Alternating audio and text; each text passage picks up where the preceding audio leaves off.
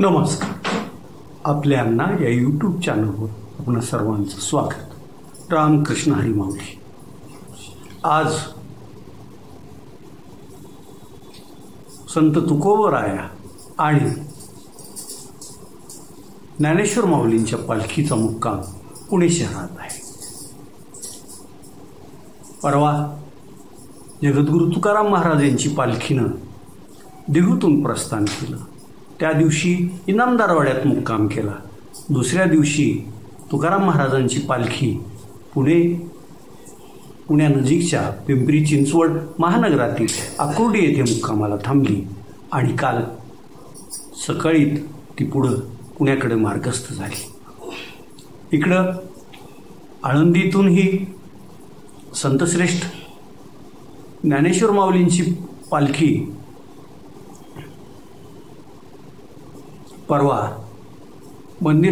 पालखीनं परवा मंदिरातून प्रस्थान केलं आणि ज्ञानोबा माऊलींचा आजोळ मानल्या जाणाऱ्या गांधीवाड्यात तिचा त्या दिवशी मुक्काम होता. काल सकाळी पालखीनं आळंदीतून पुण्याकडे प्रस्थान केलं. पुणे शहरातील संगमवाडी परिसरात दोन्ही पालख्यांचं मनोमिलन झालं.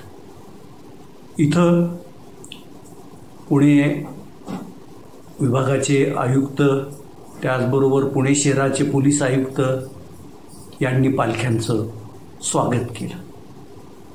पुणे शहर आणि आजूबाजूच्या परिसरातून आलेल्या लाखो भाविकांनी यावेळी उपस्थिती लावली होती. बारामतीच्या खासदार सुप्रिया सुळे यांनी आकुर्डीत पालखीचं दर्शन घेतलं आणि पुढं काही काळ त्याबरोबर चालतही होत्या. तर पुण्याचे खासदार आणि केंद्रीय उड्डयन राज्यमंत्री मुरलीधर मोहोळ यांनीही पालखीचं दर्शन घेतलं.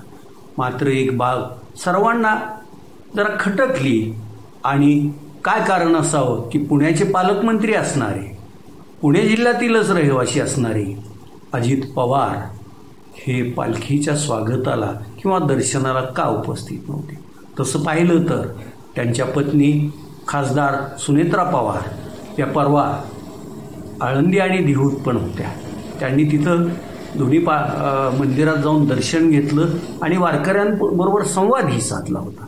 पण पालकमंत्रीच का गैरहजर यावर आता चर्चा सुरू झाल्या.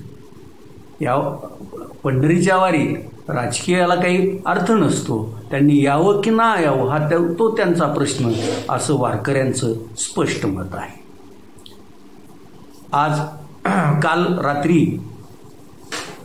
तुकोबरायाची पालखी ही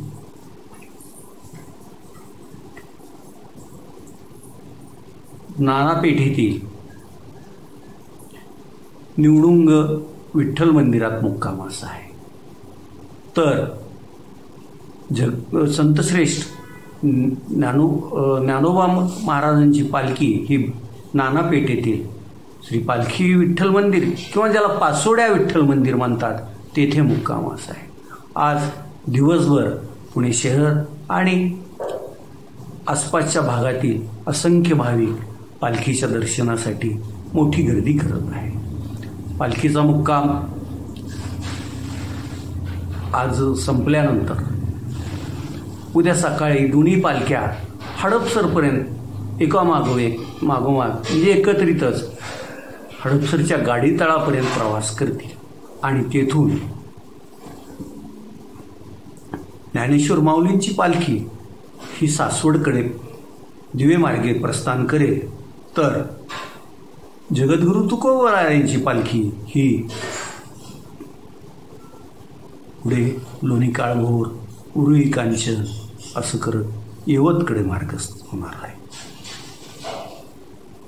अधिकृत माहितीनुसार जगद्गुरु तुकोबराया यांच्या पालखीबरोबर नोंदणीकृत अशा 400 दिंड्या आहेत आणि त्या दिंड्यात लाखो भाविक पण आहेत.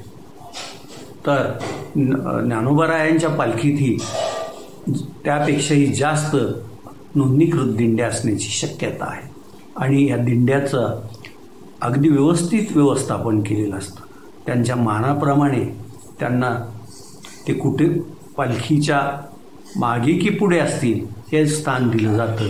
आणि हे नियोजन पाहण्यासाठी ही पालखी सोहळा काय असतो, पंढरीची वारी काय असते हे पाहण्यासाठी जगातून अनेक अभ्यासक पण येत असतात आणि ते काही काळ पालखीबरोबर चालतातही. तर हे आजपासून नाही तर गेल्या अनेक वर्षापासून हे चालू आहे आणि बरोबर ते व्यवस्थित नियोजन पद्धतीनं होत असतं.